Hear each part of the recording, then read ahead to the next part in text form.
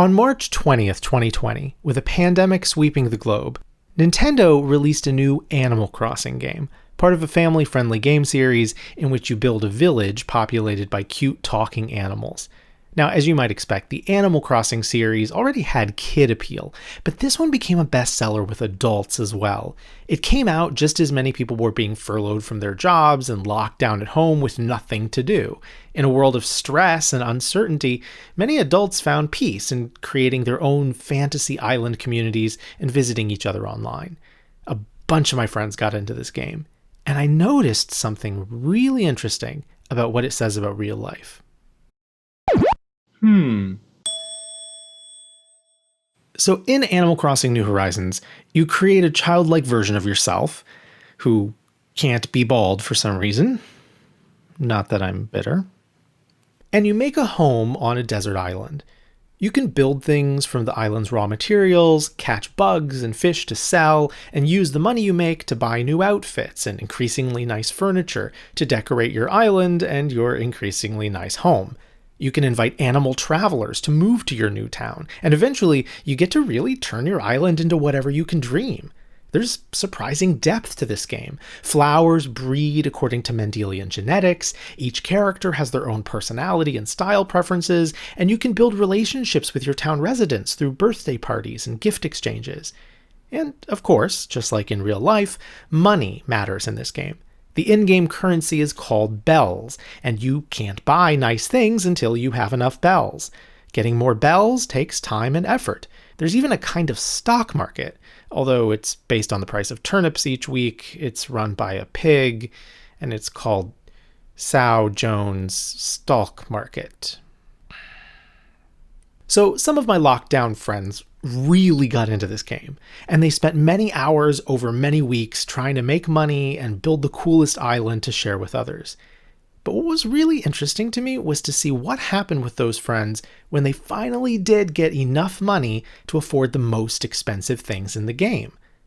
Weirdly, some of them just continued to spend their time trying to make even more money, even as they accumulated tens of millions of bells. But why?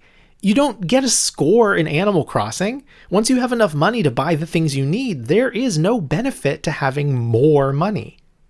Other friends had a different response. After months of working passionately to make money and create the perfect island, once they finally had enough money to do whatever they wanted, they suddenly and almost immediately lost interest in the game. Here they had the perfect island, lots of resources to keep changing it however they wanted, and the opportunity to show off their handiwork to others, or the ability to travel to other islands and buy people gifts. But they didn't. They just stopped playing. And I think this is interesting because it parallels what happens in real life. See, most of us go through our lives dreaming of what we'd do if we only had more money. But look at what happens to those people who do accumulate more money than they could ever spend. In most cases, they don't ever seem to get to a point where they say, I have enough, and now I'm satisfied, and I can just relax. There are many rich people who still cling to every dollar and obsess over how to make more and more and more, even though they can't possibly spend it all. And though we imagine that if we were rich, we would be comfortable and happy all the time, there are tons of stories of rich, famous people becoming deeply depressed. Like they're waiting for the next level of the game. But there's not a next level, and they don't know what to do. As a group, rich people are not as happy as we think we would be if we were rich. So what gives? It seems that human beings thrive in adversity. We thrive when we have projects to take on and obstacles to overcome. This is literally the point of video games. I mean, think about it. We play games to relax, but even the least competitive games like Animal Crossing have to give us obstacles to overcome. If the game is too easy, it stops being fun. Now, there's a limit to this, of course. No one wants a game that's so hard that you never make any progress. If there's no hope for the future, if the adversity isn't at least manageable, then we get overwhelmed and we can sink into despair. But as a rule, in our lives, we need things to work on and strive for, to raise the next generation and make our kids' lives better than ours, or to learn a new skill, or to take on a home improvement project. We find meaning in envisioning a future where we've accomplished this thing, where the kids are grown, or the bathroom is remodeled, or we can play the guitar and speak fluent Japanese.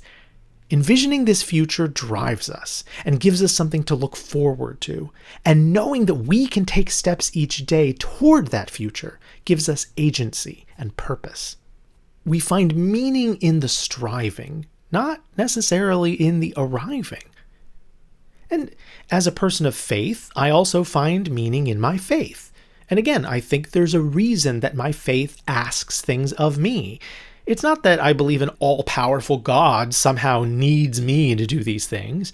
I believe that God allows me to be part of the process because that imbues my life with purpose and meaning. To feel that our lives have purpose, we need things to work toward. In the past, a lot of people might say that being able to spend your days at home binge-watching TV shows and not having to work was living the dream. But when a pandemic hit and many people found themselves doing exactly that for months, folks got bored and depressed. Even folks I know who were still being paid to sit at home doing nothing. They spent their lives wishing for a day like that to come, and then it came and they didn't like it. Of course, everybody needs some time to rest. If you're able to have days where you do nothing but binge watch TV shows or play video games, and if that helps to recharge you from a busy week, then great, do it. Don't feel guilty about it. But if you find that that's a growing percentage of your time, and you're feeling restless, aimless, without purpose, remember that people need projects. The good news is there's a simple way to bring back that feeling of purpose. Just take on a project.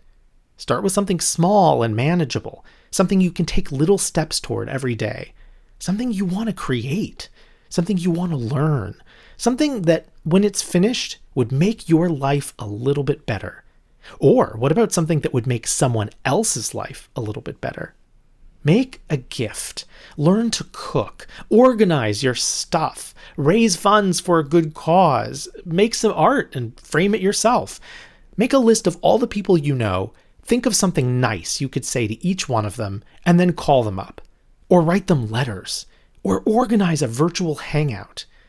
And you'll find that when you have success with these little projects, you'll have more energy to take on the bigger projects.